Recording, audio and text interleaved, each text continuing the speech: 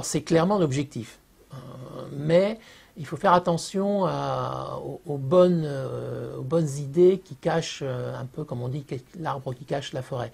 Prenons par exemple le véhicule électrique. Le véhicule électrique, directement, on ne met pas de gaz à effet de serre, on ne met pas de CO2 à l'échappement du véhicule. Mais en fait, toute la problématique va être de la façon dont on produit l'électricité. Si l'électricité est produite à partir de charbon, voire de gaz naturel, le bilan gaz à effet de serre, au bout du compte, au niveau global, ne sera pas nécessairement favorable, voire défavorable. Et à ce moment-là, l'intérêt est très faible. En revanche, si l'électricité est produite de façon, je dirais, renouvelable, par exemple, ou par le nucléaire, en se concentrant sur la partie gaz à effet de serre, on a un effet positif de remplacement d'un véhicule traditionnel par un véhicule électrique. C'est la même chose pour les aspects organisationnels. Parce que si vous avez un système de covoiturage, par exemple, si vous retirez une voiture par le covoiturage, une autre voiture par le covoiturage, vous avez un effet positif.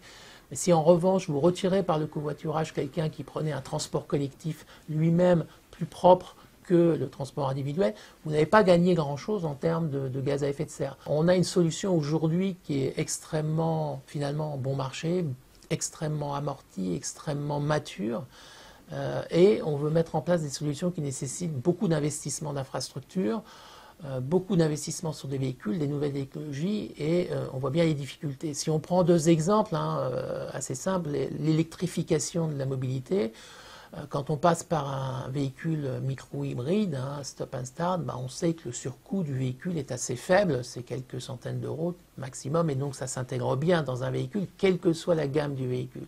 Si vous voulez un hybride plug-in, c'est-à-dire un hybride avec une capacité à rouler en mode électrique pendant peut-être 20 ou 30 km, ça nécessite une batterie plus importante, ça nécessite un moteur électrique, ça nécessite un moteur à combustion. On voit bien qu'au niveau des équipements, il va y avoir des surcoûts. Et on a des surcoûts qui sont entre 5 et 10 000 euros, voire plus pour ces véhicules. Et on le voit bien dans la réalité, puisque toutes les politiques publiques sont des politiques qui, pour permettre le développement de ces solutions, qui sont des politiques coûteuses. Le bonus-malus, par exemple, pour permettre aux véhicules électriques d'avoir un début de marché, on a des subventions qui vont atteindre jusqu'à 7 000 euros par véhicule. Et même avec ce niveau de subvention, on voit bien que le développement, le démarrage des immatriculations de voitures électriques reste encore extrêmement faible. On peut espérer que ces surcoûts diminueront au fur et à mesure des progrès technologiques et puis de l'effet d'échelle de masse, mais il ne faut pas dire qu'on va avoir des solutions qui permettront à la mobilité d'être beaucoup moins chères que ce qu'on a aujourd'hui. Alors une mobilité durable qui résolve tous les problèmes, gaz à effet de serre, pollution urbaine, dépendance au pétrole, etc., ça c'est un peu une gageure de vous donner un calendrier. En revanche, on sait que impact par impact, on a des calendriers différents. On sait que pour la pollution urbaine, on peut arriver déjà à des solutions intéressantes par l'organisation des systèmes, par le renouvellement des véhicules. Donc peut-être qu'en 10-15 ans, on peut apporter des solutions assez fortes sur, par exemple, la pollution urbaine. Sur la dépendance des pétroles et sur les gaz à effet de serre, on est dans une problématique plus compliquée. Le renouvellement d'un parc automobile, c'est 10 à 15 ans.